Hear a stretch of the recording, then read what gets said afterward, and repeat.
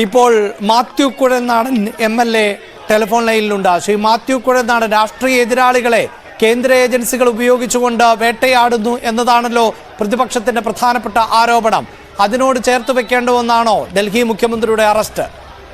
തീർച്ചയായിട്ടും കേന്ദ്ര സർക്കാരിന്റെയും നരേന്ദ്രമോദിയുടെയും ഒരു രാഷ്ട്രീയ ശൈലി എന്താണെന്ന് നമുക്ക് കൂടുതൽ വ്യക്തമായിക്കൊണ്ടിരിക്കുകയാണ്.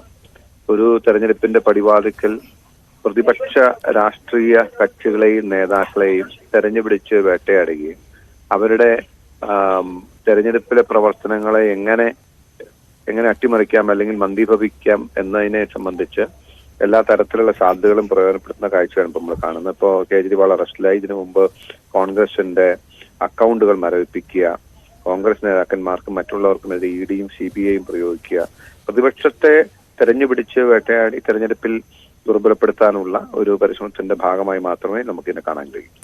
എന്തായാലും ഡൽഹിയിൽ ഇപ്പോൾ കോൺഗ്രസും AAPയും ധാരണപ്പുറത്താണല്ലോ മത്സരിക്കാൻ പോകുന്നത്. കഴിഞ്ഞ തെരഞ്ഞെടുപ്പുകളിലൊക്കെ ലോക്സഭയിലേക്ക് BJP അംഗങ്ങളെയാണ് ഡൽഹി പറഞ്ഞയക്കുന്നത്. നിയമസഭയിലേക്ക് എത്തുമ്പോൾ അത് AAPക്കാണ് വലിയ മുൻതൂക്കം. ഈ തെരഞ്ഞെടുപ്പ് കൂടി മുന്നിൽ കണ്ടുകൊണ്ടുള്ള ഒരു നീക്കം ആണോ ഇപ്പോൾ ഇത്ര അടിയന്തരമായി നടന്നത്? അതെ, ഇപ്പോൾ നടത്തുന്ന എല്ലാ നീക്കങ്ങളും തെരഞ്ഞെടുപ്പ് ലക്ഷ്യമിട്ടാണ്. പ്രതിപക്ഷ രാഷ്ട്രീയ കക്ഷികളുടെയും പ്രതിപക്ഷ നേതാക്കളുടെയും പ്രവർത്തനത്തെ എങ്ങനെ തടയാം, പ്രതിരോധിക്കാം എന്നതിനെ ആസ്പദമാക്കിയിട്ടുള്ള കാര്യങ്ങളാണ് ചെയ്യുന്നത്.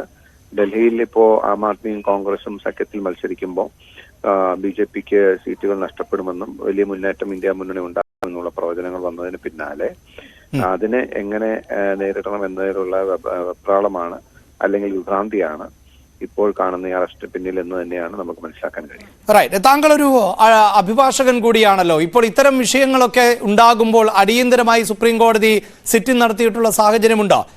ഈ കോടതിയെ സമീപിച്ചു കഴിഞ്ഞു എന്നാണ് AAPയിൽ നിന്ന് മനസ്സിലാക്കാൻ സാധിക്കുന്നത്. അങ്ങനെ ഒരു സാധ്യത, ഒരു ഇമ്മീഡിയറ്റ് സിറ്റിംഗ് കാണുന്നുണ്ടോ താങ്കൾ? അതിനുള്ള സാധ്യത കാണുന്നുണ്ടോ?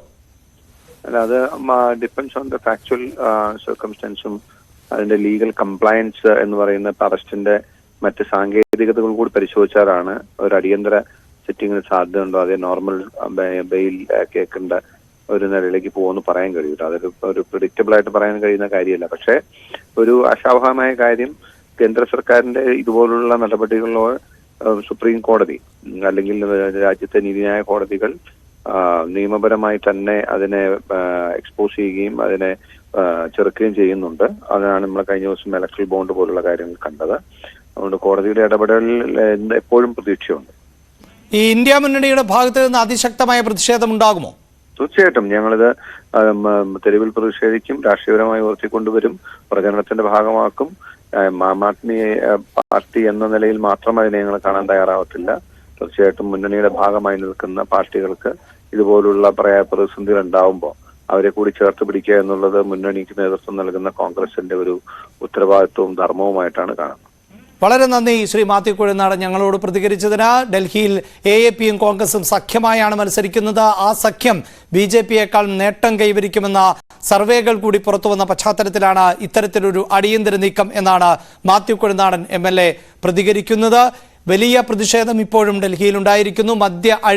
മദ്യനയ അഴിമതി കേസിൽ ആണ് ഡൽഹി മുഖ്യമന്ത്രി അരവിന്ദ് കെജ്രിവാളിനെ ED അറസ്റ്റ് ചെയ്തിട്ടുള്ളത്. അരവിന്ദ് കെജ്രിവാളിന്റെ അറസ്റ്റ്